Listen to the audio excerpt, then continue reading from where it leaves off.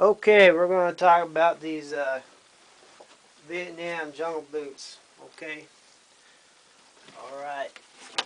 Uh, Welcome to my studio. It's not really the traditional sense of a studio, but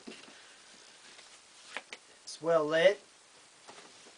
It looks nice. And, well, I just got back from work and I'm going to go to bed soon. So, if I'm going to make this YouTube venture work, I'm going to have to put some time and effort into it. I have to make time and effort for it. So, I will do that, and we're going to go over these Vietnam jungle boots. Okay, these are the real deal.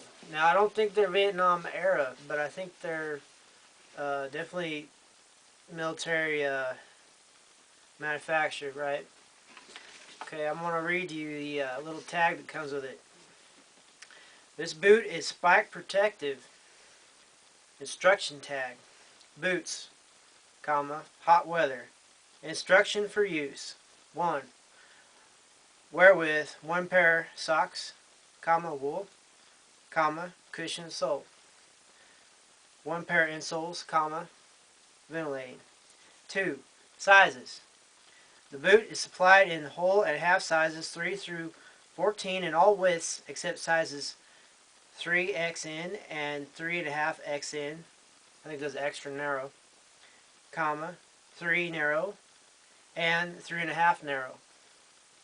3 regular and 3.5 regular, comma, 3 wide and 3.5 wide, and 4 XN extra narrow and 4.5 extra narrow. Period. In some instances, it may be necessary to make a size adjustment in order to obtain an adequate fit due to the normal swelling of the feet and the use of ventilating insoles. 3. Put on boot, seating heel firmly into place, then double lace at 3rd or 4th eyelet. Boot should fit snugly but not tightly. 4. Trousers should be worn outside the boot. 5. Carry extra socks with you. Change socks often, comma, at least once daily. Remove boots, comma, and dry feet as often as possible. Neglect of the feet can cause jungle rot with a capital J and a capital R and make you a casualty. 6. Remove ventilating insoles and shake out to dry.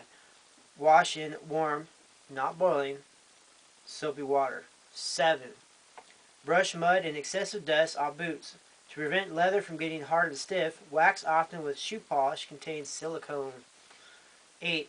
Clean screen vents so that water will drain out. 9. Wipe inside a boot occasionally with a moist, soapy rag and let dry. 10.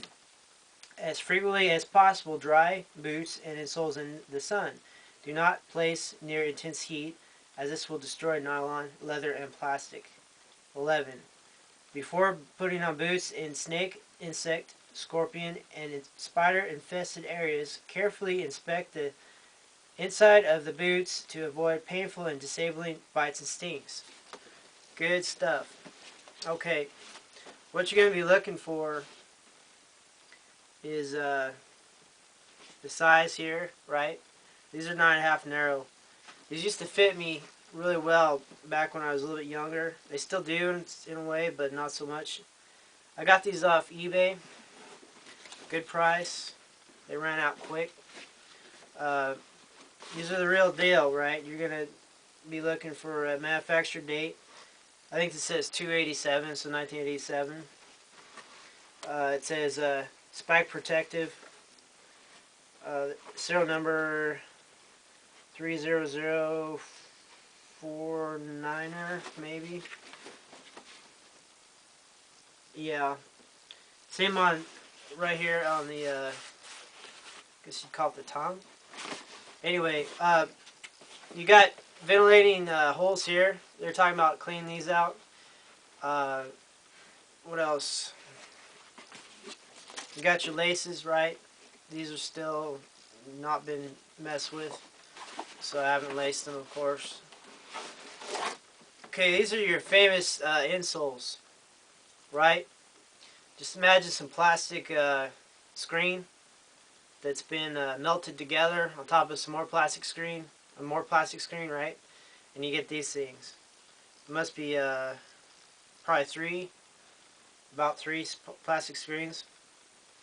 This side up, do not boil, right? Type 1. Looks like it's just old, right? It's coming apart a little bit where they fused it together. That's a famous Vietnam type insole.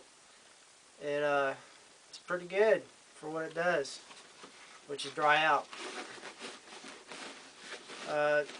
These are spike protective. It's for the punji spikes, like the Vietnamese, Viet Cong, North Vietnamese, whatever. They put these old pits and stuff with wooden bamboo spikes, often with fecal matter on them. Anyway, you fall on these things and puncture, you get infected, all this crap. So they put steel in the the boot, right? Help protect against the puncture. You don't find that in today's military boots for whatever reason. And of course, it gets you through TSA quite a bit better if you don't got metal in your shoes or your boots, right? But it's just something, you know, it's wondrous how you learn all these things with these wars, and then a couple of decades later they completely forget and reset everything, right? I'm more into, you know, learn it once, learn it right. You know, I think there should be some kind of steel in our boots still, especially with IDs and mines and crap like that. I don't know how long this video is going to be. Probably 10 minutes. Let me see how much time I've got left here.